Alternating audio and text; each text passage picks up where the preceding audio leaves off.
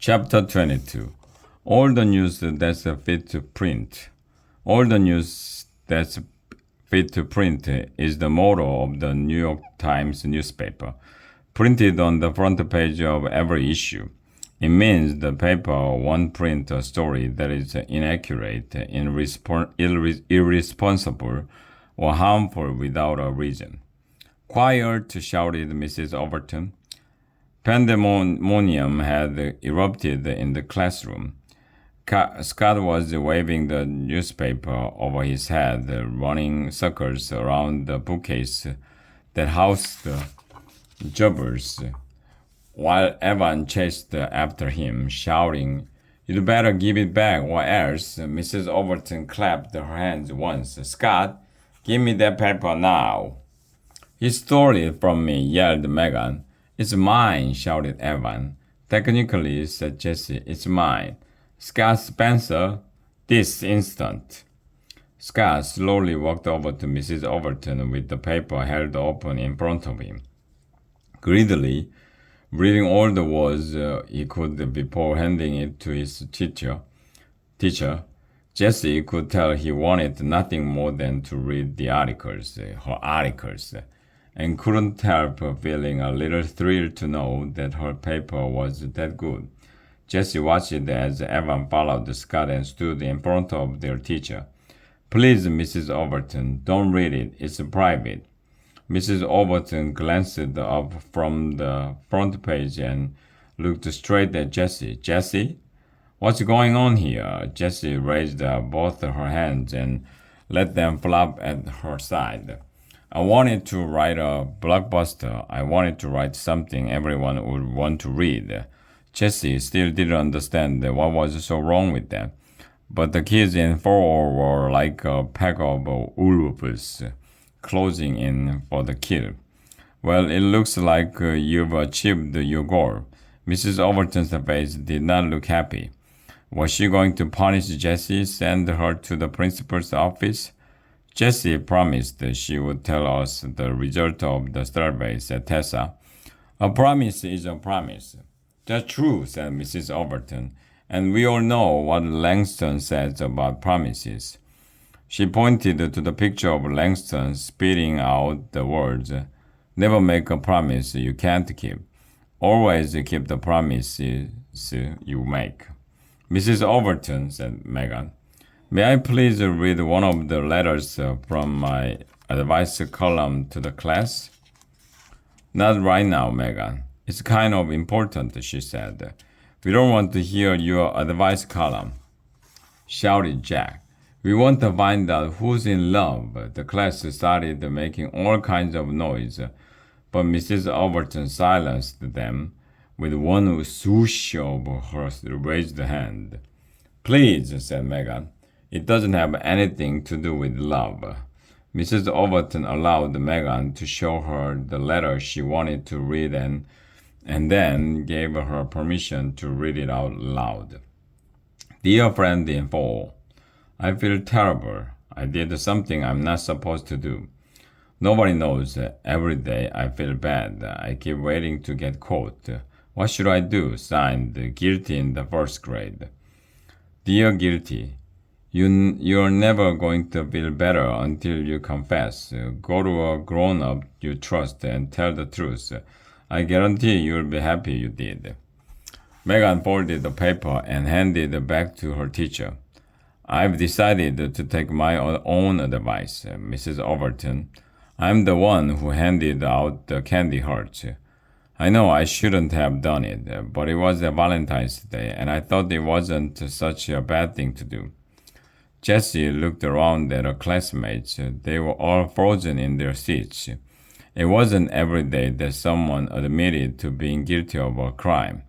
"And also," continued Megan, she took a big breath, "I write something on one of the doors in the bathroom. I tried to clean it off, but I couldn't get it all. I'm sorry."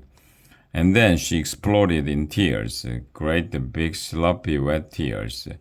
Jessie had never seen anyone cry like that before. It reminded her of a nature video she'd watched of a river dam breaking in a torrential rainstorm. Whoosh! Mrs. Overton wrapped her arms around Megan and didn't seem to mind the one bit that Megan was sopping the front of her shirt with tears and snot. For Jessie, there was a proof that Mrs. Overton was a good teacher. The rest of the class did their best not to watch. They looked at the floor or their own feet or their desks. Jessie looked up at the photo of Langston proclaiming, "To err is human, to forgive divine." When Megan quieted down, Mrs. Overton handed her a box of tissues and sent her to the nurse's office for a wet washcloths and to have a few quiet moments. "Well," Mrs. Overton said, "let's go sit on the rug." Everyone scrambled over to the rug, happy to leave behind the uncomfortable scene they'd just witnessed. Mrs. Overton settled into her rocking chair. "First," said Mrs. Overton, "whose newspaper is this?" Evan and Jessie both raised their hands. "I wrote it," said Jessie, "but it's Evan's copy." "We are all supposed to get copies, not just Evan," reminded Carly. "Yeah, you promised, Jessie." Most of the kids nodded their heads. "Doesn't the paper belong to all of us since we are the ones who answered the survey questions?" asked David. "I can't hand it out," said Jessie. "I put stuff in there that I shouldn't have." "Stuff that isn't true?"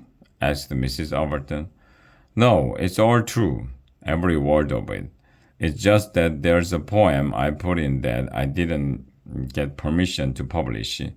So that's copyright infringement. And then there are names of people and feelings might get hurt." Jessie's voice trailed off. She was still unclear about the feelings part. The copyright law she understood, but the rest was a little muddy in her mind. "So can't you tell us the result without using anyone's names? Just make it anonymous?" asked Sally. "Yeah, and drop the poem," said Ryan. "Who cares about a poem?" "I care about a poem," said Mrs. Overton. "But you can only publish a poem when you have the poet's permission. I guess you learned that the hard way, Jessie." Jessie nodded. She felt sad and defeated. Her blockbuster had turned into a failure. She looked at her teacher sitting in her chair, the easel beside her. Mrs. Overton had begun reading the newspaper. She finished the page 1 and turned to the back page and kept on reading. It looked like she couldn't put it down. "You did a wonderful job, Jessie," said Mrs. Overton, folding the paper in half. "You're the only a good investigative reporter and a forceful writer. You also know how to choose excellent poetry." She looked at Evan when she said this, and Jessie saw a smile dance across his face. "Maybe," said Jessie, "I could write a new edition, one that doesn't use anyone's name." Mrs. Overton rested her chin on her hand and rocked back and forth in her chair. They knew that this was her thinking pose, and the best thing to do was to keep quiet.